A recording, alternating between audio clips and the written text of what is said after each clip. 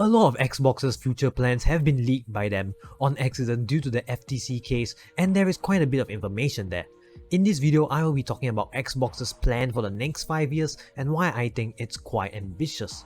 Keep in mind though that these documents are from 2020 and a lot can change in 3 years, so I'm sure that some things will be different in the future. So without further ado, let's get on with the video. Let's talk about their plans for their mid-gen console refreshes, which don't really have much of a performance increase but is instead focused on the other aspects. The Xbox Series S will have its storage increased to 1TB, which is really useful in this era of gaming where install sizes are just getting bigger and bigger. Connectivity will be improved with Wi-Fi 6E, and it will allow Xbox Wireless 2 connectivity, which are all good quality of life changes. The inbox accessories will be updated as well, with them providing a USB-C to A cable as well as a new controller. So yeah, it's not much of a performance increase, but it really helps out the console in other helpful ways. The new controller that they are providing is basically the classic Xbox controller design with haptic feedback added, which is nice and a welcome addition. The thumbsticks have been updated and are supposedly more durable, which is great. I don't mind that they are hardly changing the design of the controller because the original one already feels so good in your hands, so there is not much that they can do in that aspect. As for the Series X revision, its storage will be increased to 2TB, which is super helpful, and there will be an additional USB-C port, which is great as well. As for the rest of the features, it's mostly the same thing that the Series S is doing, but they have decided to take an all-digital approach with the Series X. In my opinion, it feels a bit worrying with the preservation of games since physical media is important regarding this aspect. I hope they will at least offer a detachable disk drive or allow the original Series X to still be sold instead of being phased out completely, cause I'm sure there are still a lot of people that use physical media.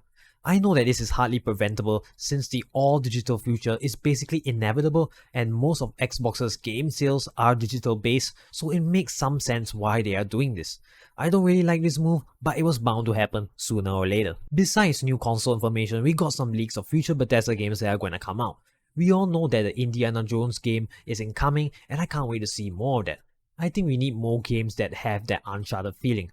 An Oblivion remaster is in the works, which is great to see as that game is such a classic, and you have things like the Elder Scrolls Online expansion, which is to be expected, as well as some Starfield DLC. There will be a new Doom game titled Doom Year Zero, which will be interesting to see as Doom Eternal was such a banger of the game.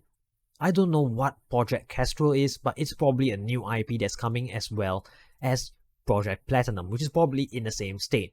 The Elder Scrolls 6 is going to be exciting to see as well, due to it being one of the most influential games of the 2010s. A Fallout 3 remaster is supposedly in development, which I'm sure many people are happy about since it's considered the best game in the series by many Fallout fans.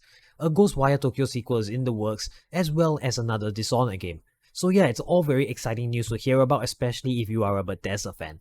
Some people were worried that there was no Halo in here, but this is clearly only regarding Bethesda games, and I'm sure they have something planned out for their biggest franchise as well as some of their other games.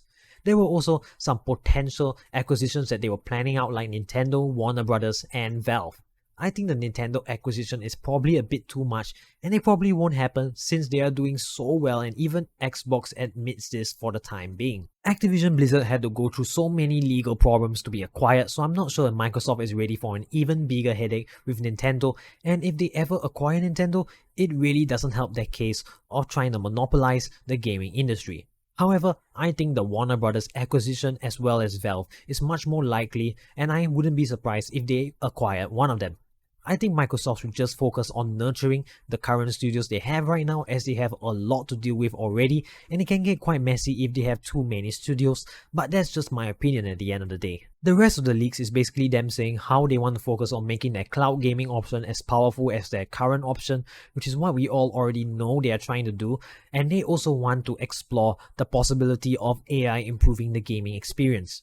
They have also planned their next Xbox generation for 2028, which is longer than the usual console cycle but makes complete sense when you factor in the problems that COVID-19 caused. The future of Xbox certainly looks quite decent, especially if you are a fan of Xbox. More games are on the way, as well as new revisions of the consoles to enhance the overall experience. My only worry is that Xbox might be a bit too obsessed with acquiring other gaming companies, and I wish that they would tone it down a bit. But other than that, the future looks great for Xbox due to the great games being developed. So what do you guys think of all of this news? Be sure to share your thoughts in the comments below, and with that being said, this has been 2367 Ruben, signing out.